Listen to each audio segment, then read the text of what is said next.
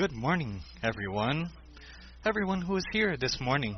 The second day of the Sustainable Investment Forum. An event from ABVCAP, Apex-Brasil, and FMD Right, who we wish to thank. I'm Angela Jimenez, the Executive Superintendent at ABVCAP, and I'm going to do a summary of our first day of events on the 25th. We had 3 panels, very enlightening ones about sustainable investments. And we discussed the evolution of the ESG and impact practices and principles with national and international specialists. And we came to relevant conclusions, some of which I will highlight for you right now.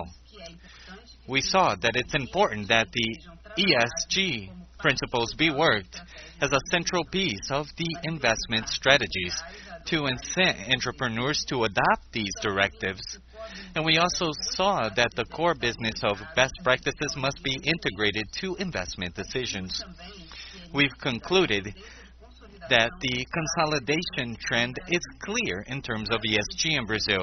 And for investors, ESG nowadays has the same importance of criteria like performance and organization, like when you analyze an investment. Other highlights were that sustainability is being seen not only as a new rule, but also as a new opportunity of doing business, and that private capital has to include in its investment strategies the solution to the structural problems in the country, where there are many opportunities. Still on Tuesday, once they discussed financial return in sustainable investments, partners of the private equity and venture capital firms left it clear that there are opportunities to invest in to get profitable impact. And they presented their success cases. They highlighted that from now on, this is a one-way street. The companies who do not see that you need to worry about social environmental criteria in their growth strategy, these companies will be devalued. We also discussed with our specialists that there is no trade-off between financial return and impact. It's important to select investments which have a potential impact in their proposal because you would be able to multiply that impact and scale the business with very positive returns for investors. Finally, citing our ABV Capital panelist, Luciana Ribeiro, we concluded in Tuesday sessions the investments with focus on ESG. And we say that ESG is the new tech in terms of new business opportunities. We are here today to continue our scheduling with 3 important topics: the environmental agenda in the carbon market, social inclusion through entrepreneurship, and the perspective of investors towards investments which promote a more sustainable planet and society. Before we go to our panels, I would like to take advantage of this time to highlight that ABVCAP, through the initiative of its committee, Brazil 2030, has launched last week the program called Hire a Young Person and Change the Country. With the partnership of the Global Pact and the 1 Million Opportunities UNICEF program, we are working with managers of PE and VC in order to engage the HRs of the companies they invest in to hire low-income youth between 12 and 24 years of age to gradually expand the share of this group in their employee ranks. In Brazil, 36% of this youth, socially excluded youth, is without work, which has been aggravated by the pandemic. The campaign is also structuring a network of partners which has always worked in the professional training of this youth. And on our side, we're going to offer the employment opportunities and social inclusion opportunities and career development opportunities in the companies we invest in. It's an urgent topic which we cannot ignore. The inequality in access to education and employment make the Brazilian scenario even more challenging for youth. If they don't receive the adequate attention they need now, these youth will have their future compromised, and we will have our future compromised as a country. To become a partner of this initiative, go to the site youngjobs, abvcap.com.br. Sign up and join us in this very important challenge. Well, I'm very happy because I just saw the announce of Good Karma Ventures, a venture capital firm which has just invested 7.3 million in Galena, an education startup with a purpose of inserting public education students into the employment market, job market, another important player in our industry with the same purpose. Having said that, I now pass the word to Paula Salomon, the manager of new business at Intera and the co-coordinator of the Impact Work Group at ABVCAP, which will say a few words in name of the organizing committee. Thank you. Thank you, Angela. I'd like to welcome everyone, wherever you are connecting from. And I'm the director of new business at Intera, and like Angela said, I'm the co-coordinator of the Impact Work Group at ABVCAP. As a work group, we're very engaged in promoting the sustainable investment initiatives, which bring us lots of opportunity to discuss, to interact between the stakeholders in this area. Also, we also generate content which is relevant for managers, entrepreneurs, and people engaged in this impact and ESG investing. And also, we want to promote this class of investment in Brazil, bringing new investors to this arena. These actions have as an objective not only to incent dialogue, enable dialogue, but to stimulate a higher number of companies and investors. We want to enable them. We want them to consider the path towards sustainability, which is the best path for everyone in the planet. Like Intera, being one of the pioneering managers in venture capital in Brazil, we saw the development not only of venture capital, but also in sustainable investment in Brazil.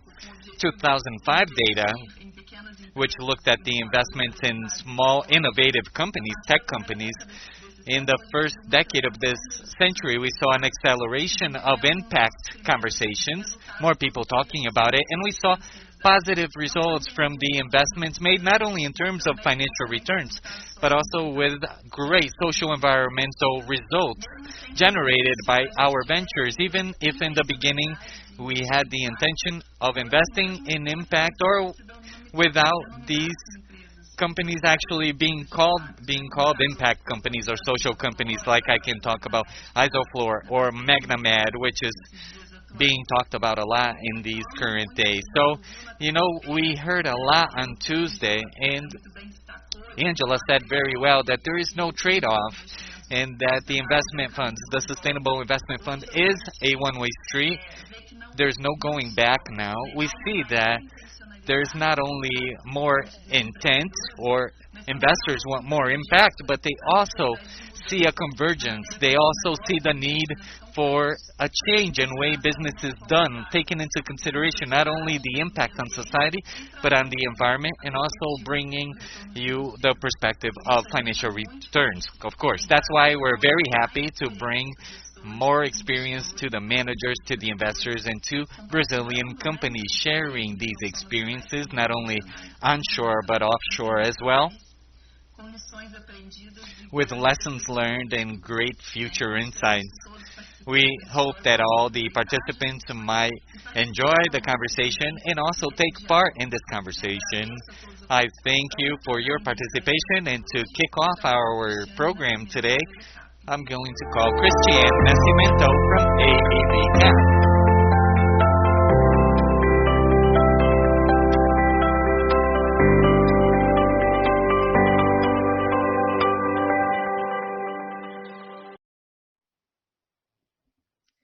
Thank you, Angela and Paula, for your remarks and to set the stage for today's agenda. Thank you, everybody who's connected with us today, which is our second and final day of sessions. Today we have 3 sessions, like Angela mentioned, each 60 minutes long. We're going to have a 5-minute break between each session so you can stretch your legs, grab water, a cup of coffee. Please know that you are welcome to join the dialogue and share your questions with the speakers all along the transmission. To do that, you can use the chat button. We also like to remind you that this event has gathered more than 550 participants and that you may connect with them via the networking functionality in the events platform. So to kick off today's agenda, I'd like to invite Aníbal Wadi, Managing Partner at GEF Capital, to lead our first session, a conversation about climate change and the carbon market. Aníbal, bom dia e obrigada. Bom dia, Cristiane. I made a point of moderating this panel because I want to learn from these practitioners, friends from the different parts of the world in this new challenge called climate change. In 2021 might prove to be an important year for the decarbonization in general, as global political will is getting more aligned. U.S. returns to the Paris Accord, the EU commitment or legally commitment to net zero. And there seems to be that everybody's talking here about carbon credit and as a way to help in this climate action. We have here three friends because this is a global challenge, from different parts of the world. We have Liz from the U.S. She's a senior member of Blue Source, arguably one of the main players in carbon credit in the U.S. Jose Luis, global head of sustainability at Acciona, arguably one of the key construction companies, Jose Luis, I'm going to say, of the world. And Maria Clara, my friend here, who's a key decision and investor in everything related with climate. Hi, good morning, good afternoon, or good evening, wherever you are. Good morning. Good afternoon. So I'm gonna maybe start the panel to question to you, Liz, and a little bit of carbon credits, what of one. Can you provide an example of a carbon credit done by Blue Source, how that's created, how a buyer and a seller get into this, and what kind of ESG or SDG we are trying to solve here? If you can elaborate on that. Sure thing. And I'm actually going to share some slides to walk through this. I think that the visual might just help everybody because the process is actually quite complex. Let's see if it'll accept just my PowerPoint. There we go. Great. Well, good morning, everyone. As Aníbal said, I am Vice President of Business Development at Blue Source, and so I'm going to talk through the process of how carbon offsets are created and certified, how people know they're real, and what kind of sustainable development goals they may achieve during the process of creating these greenhouse gas emission reductions. So I'll run through these slides quickly, but look forward to having conversation and dialogue because there is a lot here. So my journey in carbon markets goes back to the year 2004. So I'm 17 years deep in this, and I've seen a lot of trends of boom and bust over time, but we're certainly on a very positive trend right now that we think will continue, certainly given the change of administration in the United States. So here's a quick outline of what I'll talk about as I try to endeavor to talk about how these carbon offsets are created and certified. So Blue Source, just as a quick background, we have a 20-year history in carbon offset project development. We've had quite a bit of success there. We've also branched out, and we have a 9-year-old business in renewable fuels.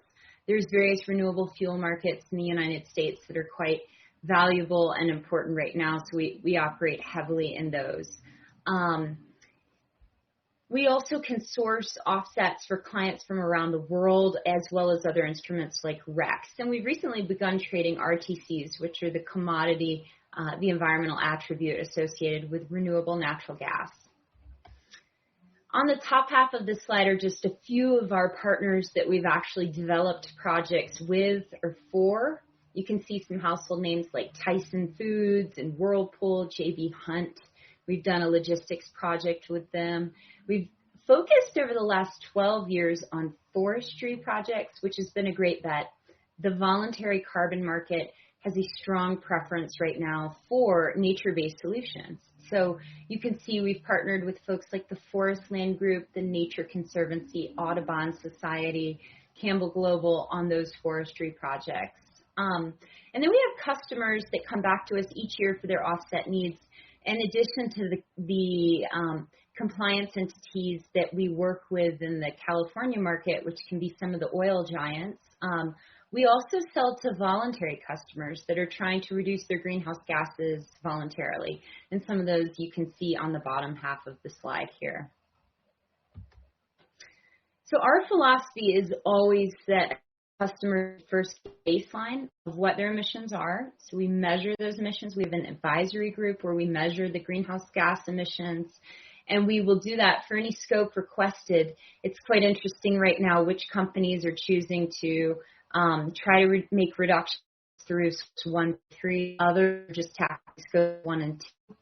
I think we'll get clarity soon on what actually will qualify for net zero goals. We have about 2,000 companies throughout the world that have adhered to this idea of going net zero by a certain target date in the future. And right now the question is, what exactly qualifies as net zero? Does that cover all of your scopes of emissions, or 1 and 2? And then what can you do to offset even qualify to reach those goals? So very much in the west of the design of the net zero targets. So the step is to internet off here. There we go. To reduce emissions, so anything economic for reduction, encourage those clients to make the reductions internally within the fence line of their organization. Exclude it all and reduce economic viable. At that point, we recommend considering environmental attributes like offsets or renewable energy certificates to reduce the remainder of their emissions.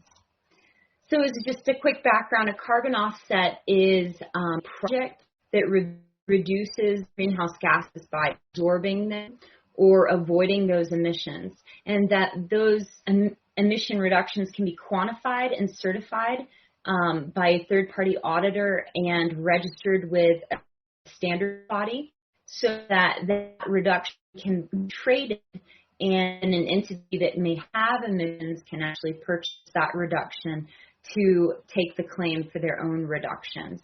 This is a cost containment mechanism that is really well throughout the world. It was implemented in the EU ETS, and it was really meant to allow these entities that are covered by a target to be able to make reductions economically and be able to source really creative projects that may be out the boundaries of a particular market. And so the quick diving into the details of Anibal's question here, an offset project takes about 2 years from signing with the landowner or the project owner to the credits actually getting issued. So we have a lot of corporates come to us and say, hey, we would love to invest in carbon offsets. We want to own the project. And say to them, as we're focused on forestry at the point, and that's really the preference of the market, they want to own a forest because you're going to need to own that, manage it. And is that an expertise that you would like to gain? And so they kind of say no. So an option that we typically work with folks that say they want to own the offset project is they become anchor tenants. And so before the project even issues credits, sometimes up to 2 years before, we have folks that actually commit to full offtake of offsets from a particular project. And in doing so, they get a compelling story around how they're supporting that. So we work with our landowners and other project owners to do a feasibility assessment. We let them know what can they expect in terms of revenues from the project. And then if they decide to move forward with it and they had and sign an agreement to move forward that project with us, we design the project. We go through the process of actually documenting it for the reputable third-party standards body that will be ultimately issuing the credits. and the verifier that will be reviewing that document. For forestry projects, the information contained in the project design is largely from forest inventory data we gather from very detailed on-the-ground forest inventories to actually quantify how much carbon is being sequestered by the forest and will be credited for the project. Then we hire a third-party auditor that's approved by the standard body to on site with us, boots on the ground, and they put into place approximately 100 plots where they actually will measure the size of the trees and the saplings in each plot and quantify the amount of carbon in those 100 plots to do a sampling technique to try to ground truth the data that we have used to calculate the carbon sequestered from our detailed forest inventory. Then once that's completed, there's a Q&A period with that verifier, and then the data goes to the standards body. The standards body reviews it. There's a Q&A period back and forth for a few months with the standards body as they review both Blue Source's information as well as the verifiers. If they're in agreement, then they issue the credits. And so credit issuance occurs, and then the credits can actually be monetized and transferred to the third party or retired on behalf of the third party. When a credit's retired, that's the point at which it can never get used again. If at that point the claim associated with the greenhouse gas reductions can be made, but it cannot be made until that retirement occurs. Credits can be transferred an infinite number of times prior to that time, but only at the point of retirement is when it's actually considered used and the claim can be made. So we work with a variety of entities that I mentioned to identify, for example, landfills that are small and they're not required by federal legislation to capture and destroy their methane. So we work with those to install the piping and actually pull that landfill gas to a central facility where it is combusted, usually in a boiler, a genset, or a flare, and then you can create emission reductions from that destruction of methane. We work again with J.B. Hunt for increased transportation efficiency, forestry projects, and then this is actually a potato processing facility here at Tyson. And so, yeah, let me just move on here because I think that this is a long process, and I won't go into too many more details except to say that these are some of the bodies that are the actual standards. We want to make sure that these offsets are high quality, that they're reviewed by the third-party standards body and reviewed by a verifier, and we only work with those approved entities. So with that, and you can see the various protocols for quantification of carbon emissions. You can see some of the verifiers we work with. And this is the type of certificate at the end of the day that a buyer gets. They get serial numbers associated with each offset that's been generated. And this is the deal flow of the transaction flow of those offsets. And you can see various price points. It's very different in terms of the actual price for different types of offsets. I can go into that if it's of interest. And then just the last question Anibal posed, which is the sustainable development impacts. Our forestry projects tend to protect the watershed, the habitat, and the recreational value of the land. So you can see that those provide SDGs, and each individual project has their own. Some have educational value, some have historical value. This is one example from Massachusetts. So with the carbon for free, you're also getting these sustainable development impacts, which are helpful for corporations that have goals in those areas.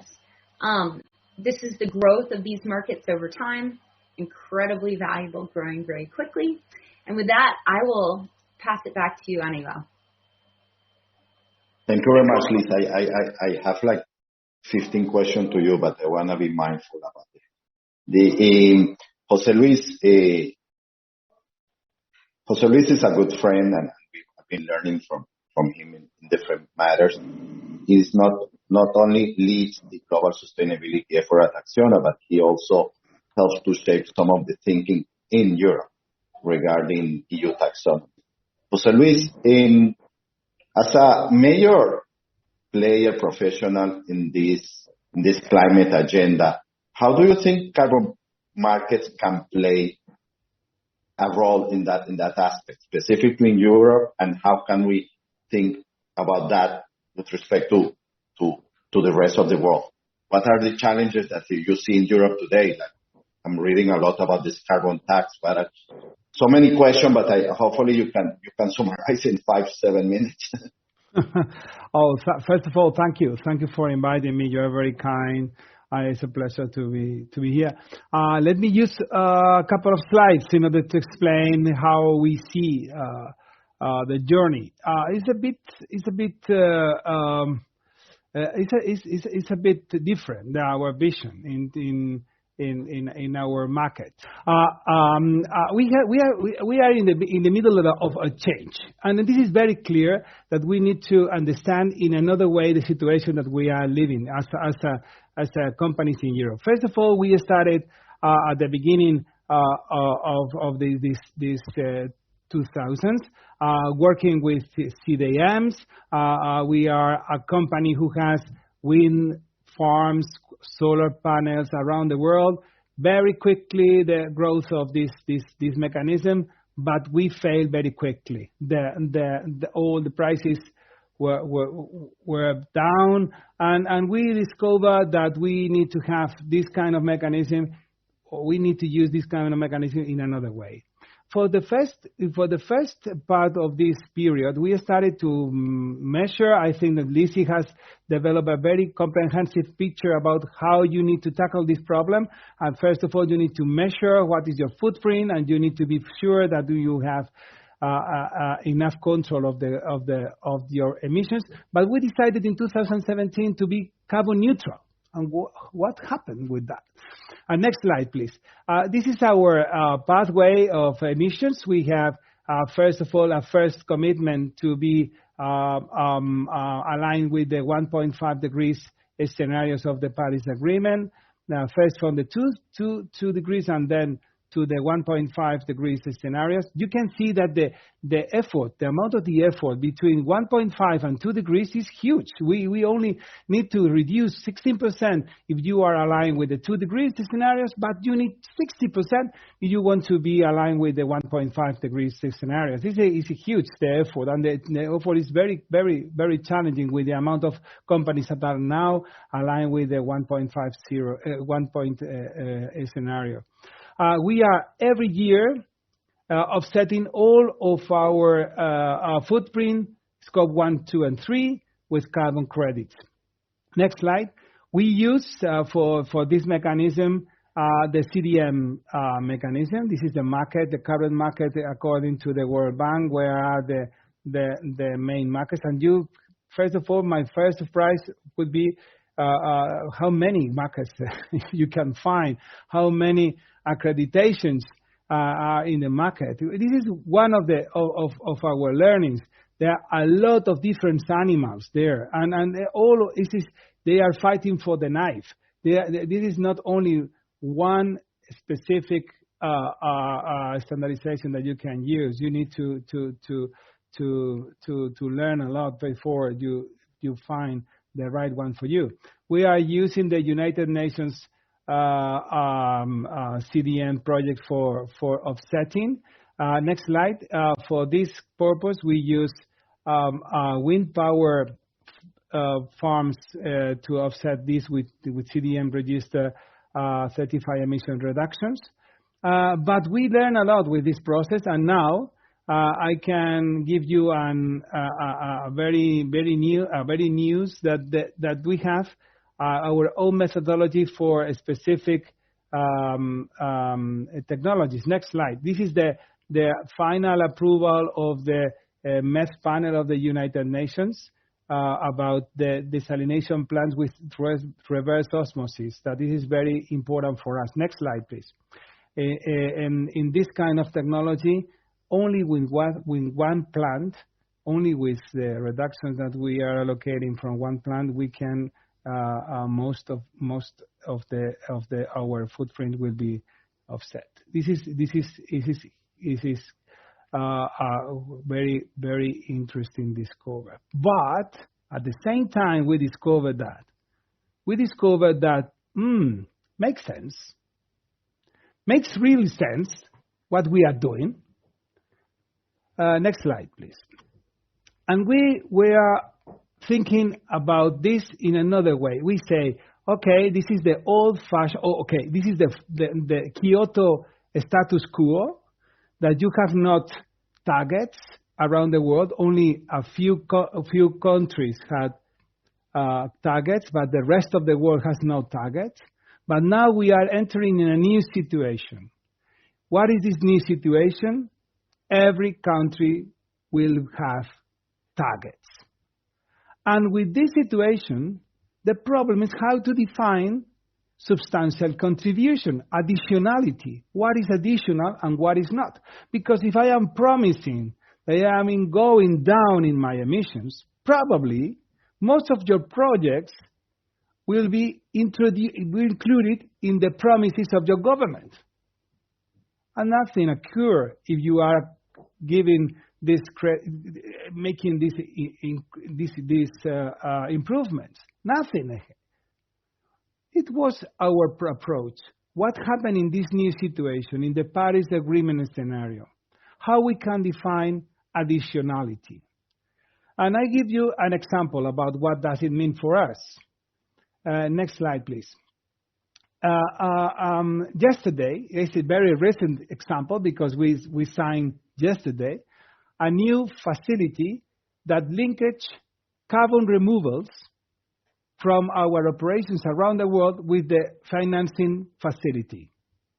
What does it mean? Our company, we are in a process to launch an IPO for a part of our energy branch, will be carbon positive. Why? Because all the financing that we're getting for the market will be financing additional impact on the carbon removals. And this is very new because we are in a renewable energy company, adding another contribution from, in this case, net positive nature-based solutions. Next slide, please. You can distribute the details of that, but all of the company will be related to the taxonomy investment in the European Union, and you can see that the European taxonomy in terms of energy production is advising to invest in technology with less of 100 grams of CO2 per kilowatt hour. That is very low, I promise you. Biomass, for example, is very close to this figure. Next slide. And the additionality will be obtained by nature-based solutions. And we had the second problem, because what is a nature-based solution and what is additional? And this is the point that we have now in our agenda as a more important. Next slide, please. The second challenge is the price of carbon. The Europeans have decided to become carbon neutral, carbon net zero in 2050, and to have a reduction of half of their emissions in 2030. With the exit of the UK from the EUTS, now we have very high prices in the market, and probably we will need to have some connections with another markets and removals, and also nature-based solution could play a role on that and could be an opportunity for people who is now in the audience. Next slide.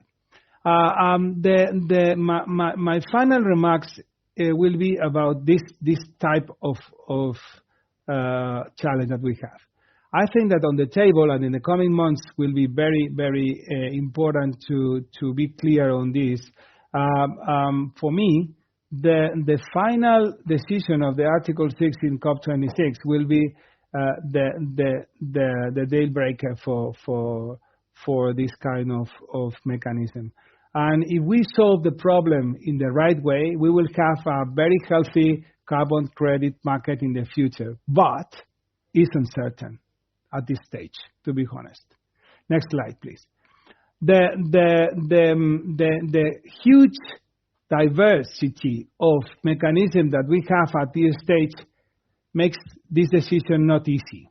The amount of the current banking mechanism of the sum of the credits makes not easy decision. And the own interest of the countries makes this negotiation tough. For my final remarks on these carbon credit markets, next slide please, could be focused on, please keep an eye on COP26. It's critical to make business. The second is about, okay guys, if we are making something good we made something in this case in the market, we need to be clear that the carbon nature-based solutions maybe is part of the solution, but we need to define with credible standards what does it mean. The third is, don't forget that we are issuing around $500 billion in sustainable financing mechanism in the world during the last 2 years. Keep an eye on this kind of related parties. The relation between the instruments in the sustainable financing and crediting may be an opportunity also for the current credit markets and also projects. Keep an eye also on the role of the green taxonomies, because the green taxonomies are, from my perspective, incompatible with the carbon credit markets from the technosphere, not for the biosphere, but from the technosphere at this stage. And also, you need to take into account the new framework of carbon pricing, border taxes, and carbon credits in the European Union, because probably we will have different scenarios in the coming years. Aníbal, I'm sorry, I am not so clear, but this is not clear at all. Only I am trying to remark some of the topic that you need to take into account. But a part of these uncertainties, keep an eye on this topic, because it's really part of the solution for sure. I have a few questions at the end. Basically, if we should be optimistic or not about this, but I leave it. Let me. Maria Clara is. Hi, how are you? Maria Clara is a major investor in climate solutions here in Brazil and throughout the world. Maria Clara, for me, is kind of, you cannot talk about climate change solutions if you don't talk about Brazil. For me, it's kind of an obvious matter. Do you think there is a connection between, let's call it, more developed carbon markets and developing countries like Brazil? Or if there is not, is there any possibility that this could happen the next 5 years? Can we become on behalf of Brazil, a global player in that aspect? Hi, Aníbal. Hi, everyone. Good to be here.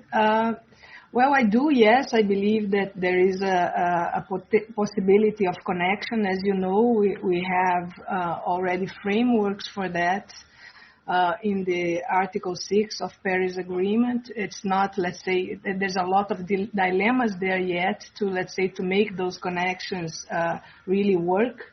But there's a framework there to create, let's say, common accounting rules and mechanisms for this international trading.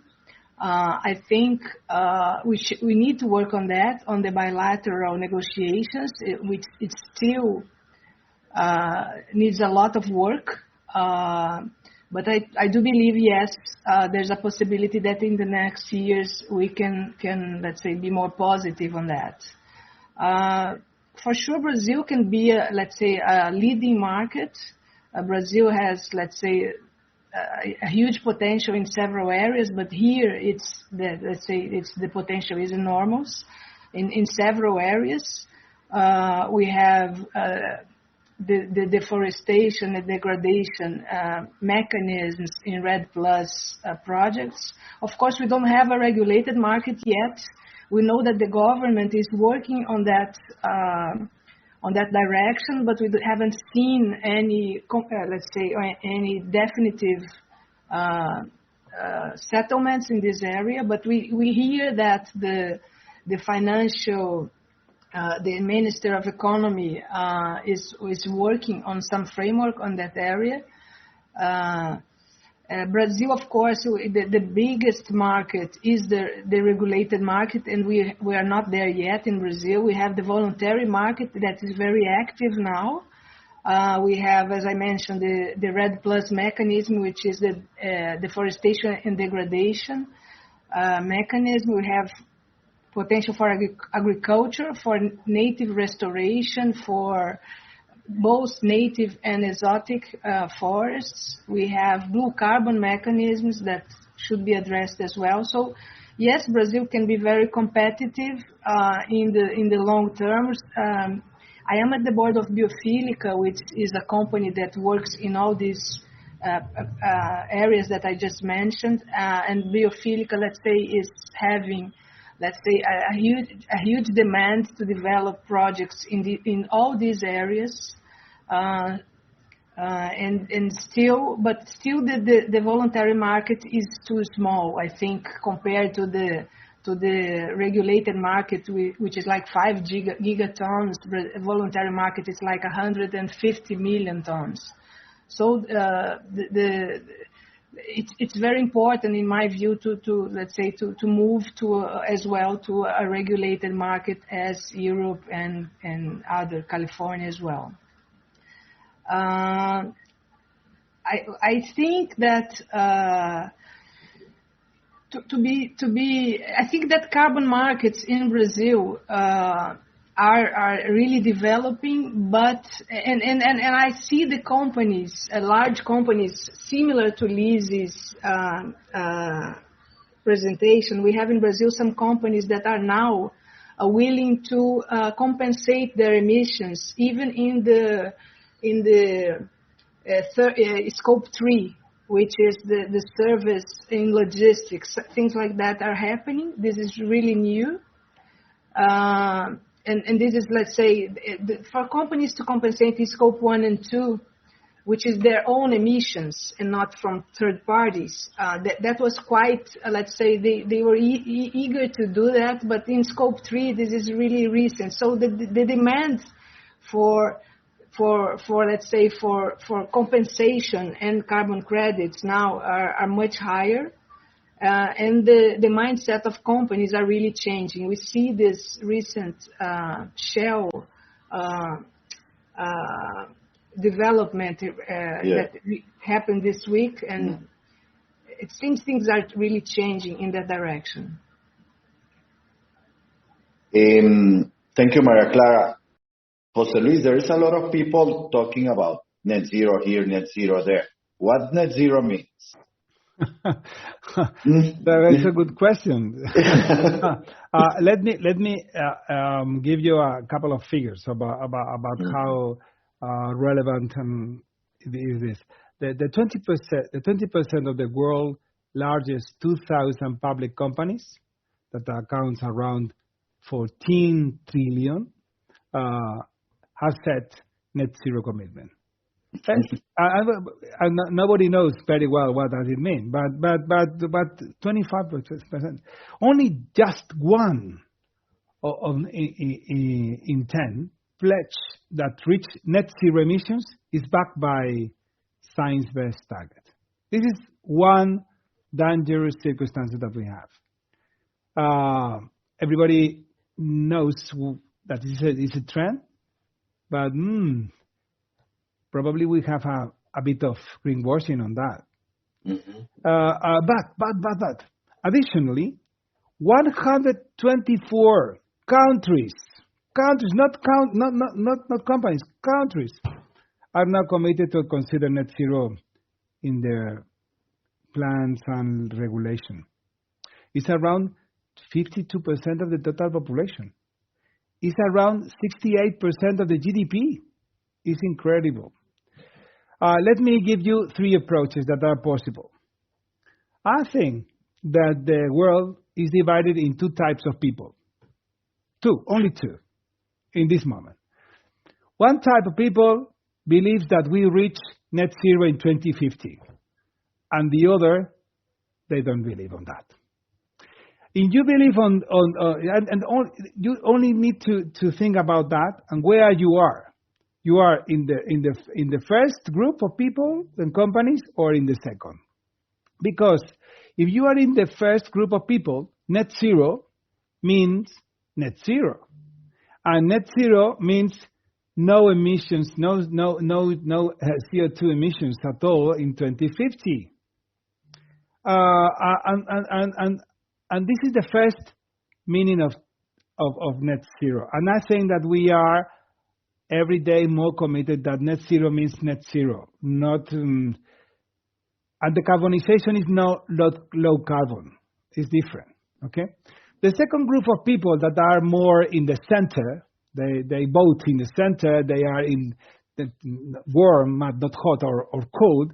They think that net zero means decarbonization plus carbon removals, not offsetting, carbon removals. Because you need to make this transition, not transition, say the reminder set of CO2 that you will have in 2050 will be addressed by additional nature-based solutions, because global warming is connected to another planetary problems, like biodiversity, water scarcity, and you cannot solve only one silver bullet all the problems of the planet, and you can use a combo of solutions. But don't forget, net zero means net zero, complete decarbonization. And the most another group of people thinks that net zero means low carbon and carbon offsetting. And because you need a transition, this kind of just transition. But what does it mean in terms of just transition? I don't know if you remember the video clubs. There are a lot in the 80s. Netflix was talking about just transition for these guys.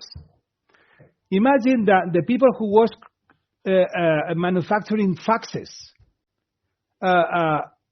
somebody asked for some help for them that, okay, guys, I think that if you think now that the net zero is net zero, you only have 30 years to be in this group of people to believe on that. If not, we think that we have a problem. We cannot use carbon credits for laggards. We cannot use carbon credits for greenwashing. If we do this, we only are making a lot of damage of the real additional offsetting that we need in order to make it real, then it's zero. Thank you, Jose Luis. Well, you're preaching to the choir. Lizzie, I want to give a more optimistic view. I'm on the right or the center, Jose Luis. So the voluntary carbon credits is still small compared with the regulated compliance market. And there seems to be significant future for that. What are the drivers that can support an optimistic scenario? Also having in mind what Jose Luis said, that what are the drivers that you think can make this market explode or not? Yeah, that's a great question. And there was recently a task force on scaling the voluntary carbon markets that was pulled together over the last year, headed by Mark Carney. And their prediction was that voluntary carbon markets are going to swell by 15 times over the next, I think it was by the year 2030. So this is a short time frame. And I showed the graph, I don't know if you remember, but the very last slide was just the growth we've experienced over time, which was approaching exponential. It's been very, very significant. And so to then grow 15-fold is pretty incredible. The task force put forth recommendations about how the markets would need to move in order to achieve that type of growth. And some of the recommendations were that there should be streamlined registries, essentially, or an exchange that would serve as a place for buyers and sellers to find each other. Because I think at this point, for kind of mid-sized companies, there was this feeling as though it's difficult to participate in these markets. And if you have a low number of offsets that you're trying to procure, that perhaps that you're not going to be able to participate at the same level as others. So there was that was the overwhelming recommendation, that there be an exchange. There are exchanges that exist. For example, CBL has an exchange, but it tends to be kind of the least cost credits that are traded on those exchanges. The higher quality premium products, which right now are the nature-based solutions that are really trading at close to $10 US dollars per metric ton, are not those that are found on these exchanges. The buyers of those want to better understand the co-benefits or the sustainable development benefits associated with them. And so I will be interested to see where that goes. I also think an exchange could add more transaction costs onto a market that already has a lot of transaction costs associated with it, from the registry to the verifiers to the project developers. So then adding another layer on that is just going to increase the transaction cost per offset and mean less money going to the actual reductions. But it is interesting to think about what is necessary to grow these markets. And I think the interesting question that Jose Luis just mentioned, which is, at what point do these voluntary offsets actually get utilized towards the national targets, the NDCs of all of these countries that are soon going to have their own targets for reductions? So at what point does the voluntary market actually become more like a compliance market? And I do think that the role of what qualifies for a net zero reduction as a neutralization or a removal activity is really important. Currently, if we only take nature-based solutions that represent removals, or even more technological solutions like direct air capture or weatherization of rocks, that's a very small number of offsets that we can actually create from those activities now. That would really limit the ability of corporates to comply with net zero goals. And the Science Based Targets Initiative has put forth criteria that would be kind of the guidelines, the formation of the guidelines for what qualifies for net zero claims. And by restricting it only to these removals, we're going to drive up the cost of compliance for corporations to the point where many may not even participate. And I think that's something we need to watch. Currently, avoided emissions from activities like landfill gas destruction, cook stove distribution, HFC substitution and recycling, all of those activities are cut out under the current SBTI rules that are in draft formation, should be finished by the end of this year. But I think that, certainly Blue Source believes in the role and the importance of nature-based solutions, which is why we've really focused on forestry for the last 12 years. But I do think the avoided emissions projects are valid and very important to play a role in helping achieve those net zero goals. I have 10 questions on several things you said, but let me be mindful of Maria Clara. You see the prices in US and Europe, kind of, obviously Europe always is more expensive. But how this translated to Brazil, and can we use those offset to somehow help to create a market here in Brazil, or do we need more transparency? Can you elaborate on that? Yes, Europe is always more expensive, especially for us. But yes, prices are very different. I think if I'm not wrong, prices for carbon in Europe is like 60 euros now. In the United States, I think it's near $14 or $15. Yeah, it's like 3 to 1 or 4 to 1. Yeah. In Brazil, the voluntary markets, I think, are trading like $5 to $7. It depends on the credit and on the specific project, but it's a huge difference. But of course, costs in Brazil are lower as well.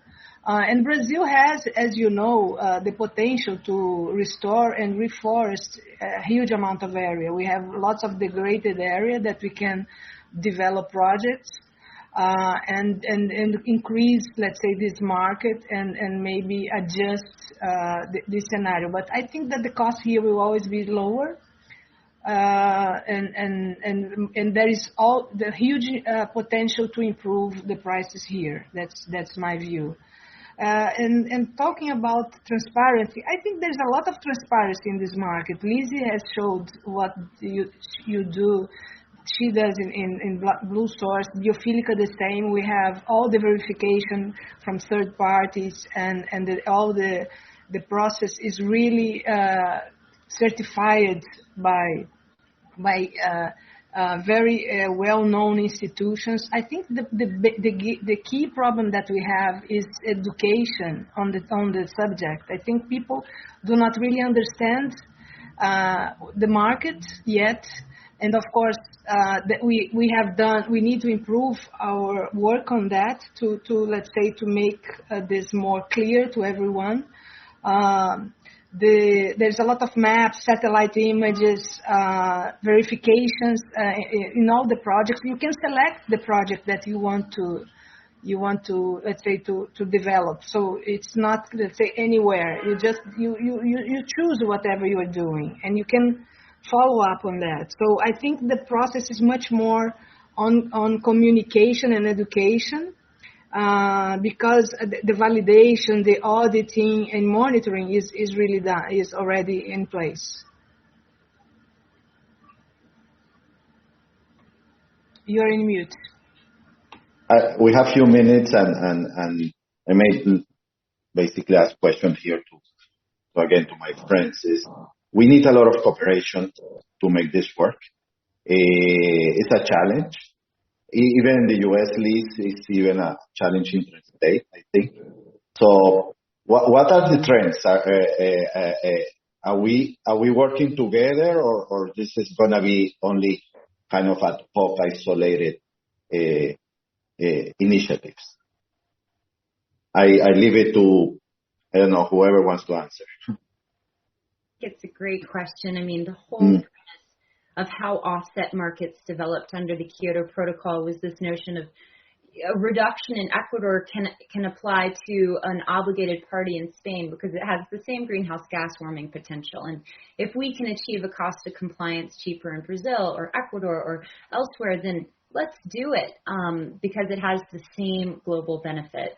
And I think that the market-based mechanisms of these offsets and how they operate is a really great way to move forward. We saw it was a success in the sulfur trading scheme in the United States with the acid rain program in the 1990s.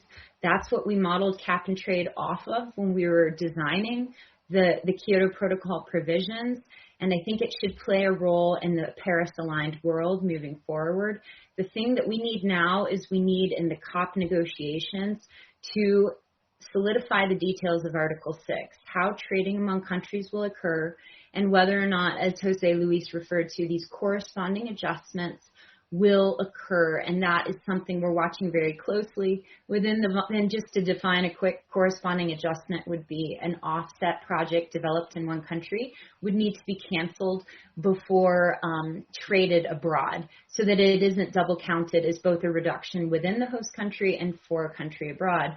And we need those details solidified. And right now within voluntary markets, Vera has taken a very different role than the gold standard on that. And we need standardization across all of the standards in the voluntary and the compliance realm so that we make sure that we have valid offsets. Jose Luis, wondering if you have a view on this, because I've been reading. I'm not an expert. I'm just learning from you guys about this carbon tax, about whoever wants to deal with Europe in this. Can you just give a few words on that? Yeah, it is still work in process, but this is the carbon border tax I think that you refer to. This is that the idea behind this is to tax in this first stage steel and cement as products in equal conditions that the European producers need to pay for the carbon that they are emitting. What does it mean in real terms? In real terms, it's a tax that for every ton of cement that you are importing into the European Union, you should pay for the same amount that the European cement producer is paying for the European allowances. And this is the game that the World Trade Organization is struggling about how to make it compatible in the next round of the World Trade Organization negotiations can make compatible. But I think this is part of the game that we have at this stage. I think that we are in the crossroad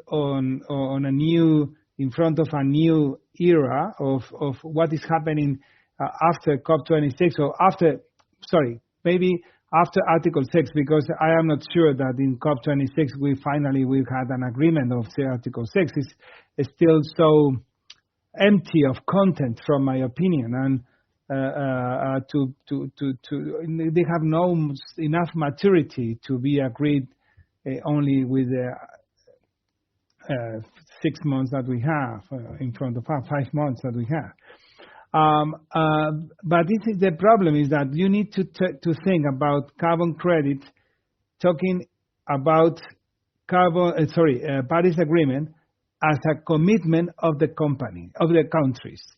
And if you have a commitment, you need to implement in your country, inside your country, the instrument that the actors, operators in your country comply with the national determined contribution that you are sending to the UNFCCC.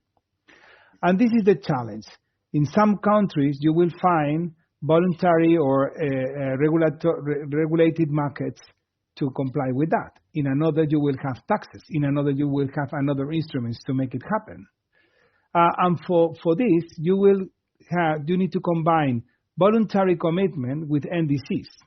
But on the top of that, you have another instrument to make additional contribution that can provide additional removals for CO2 that should have another way of thinking and another approach. And I think that we have struggling with that. Only one final remark, Aníbal. I think that I was working with Ivo de Boer during 5 years. Ivo de Boer was the General Secretary of the UNFCCC during the Kyoto Protocol. And he confessed me in one occasion, we create CDM not for working. And finally, works. And I think that the power, but that is very true. Had a lot of bureaucracy, frictions, cost, and finally works. And when you have something that, despite of this amount of friction, finally works, maybe because have a lot of beauty inside. And we need to design in the best way to flourish again. And this is the challenge that we have. But our worst problem, I think, is the legacy that we have. If we need to start again, probably we be making more cooperative between all the different parties. But now we have the problems of the legacy and how we can cooperate in order to make a better instrument. Thank you, Jose Luis. But we have a couple of minutes. I want to give the opportunity to final words to each one. I'm a rational optimistic, for those who know me. I want to kind of hear each of you giving me some sort of optimistic views about this. I'll start with Maria Clara and then maybe Liz, and you finalize, Jose Luis.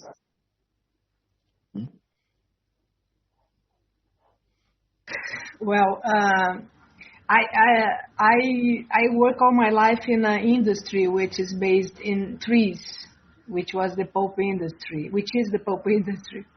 And I'm not there anymore, but I still believe that having an economy based on forestry is, let's say, a very important way to develop the carbon markets as well, because these companies, they preserve almost half of what they have in commercial, I would say, trees. And of course, they will always need the commercial trees. They are the key guys that want to, let's say, develop and maintain those areas. So I believe there is a huge potential in developing economies such as Brazilian economy and many other countries based on, of course, restoration, parks, preserving areas, but also in the commercial areas. This is a huge market. And we can do mass timber, we can do biofuels, we can do a lot of things with these, and also the trees will do the service of carbon sequestration in the way. So I'm very pragmatic, and I think that these markets can really grow a lot. I completely agree with the collaboration that you said, Aníbal. We should do more. We don't do that as often as we should. And I'll be eager to do that from now on. I promise you. Aníbal, great question. I just want to say, I think in the absence of federal action in the United States over the last 4 years, we've seen a huge commitment among corporations to voluntarily put forth these net zero targets that are just every day we see a new huge one in the news, right? We've seen Amazon and Apple and just every single day. It's incredible. So I see optimism in that the corporations are stepping up to the plate and voluntarily choosing to do this ahead of regulation. And so I think that's fantastic. The other piece of optimism for me is that, you know, a silver lining of this global pandemic has been that we have really realized how interconnected we all are. And I think that will translate to climate change. There's been a lot in the news to really relate the pandemic to climate change and climate change as the huge global challenge we face. And so I think that the silver lining for the pandemic provides me optimism, as do the corporations and their net zero targets. Thank you, Liz. José Luis, one final point, and we have... Yeah, very, very, very brief. We are lucky to be the generation of people that solved the COVID and the global warming. I'm saying that we are very lucky about that. Take this like an opportunity. I think that we need the inspiration of everyone, the talent of everyone, the effort of everyone. I think that this is the talent of one generation, and you are part of that. Only take action. Thank you very much, Jose. Thank you very much to everybody. Thank you very much to the audience. Thank you everybody to the organizers. It's been a pleasure, and I hope to keep learning with you guys. Thank you. You all. Thank you all for ending this on such a positive note. Thank you, Aníbal, Lizzie, José Luis, Maria Clara. It's an interesting, complex, but very important issue. José Luis, I just would like to apologize on the whole slide thing. Our team was trying to fix it, and they're so focused on it that they forgot to actually address that to you on the transmission. But fortunately, we were able to see your slides along with your talk, and that made an immense difference to this conversation. So thank you so much. We also thank everybody in the audience for staying with us. We're now going to have a quick break and return soon to talk about how entrepreneurs are accelerating social inclusion in Brazil. And we'll be back in a few minutes. See you soon.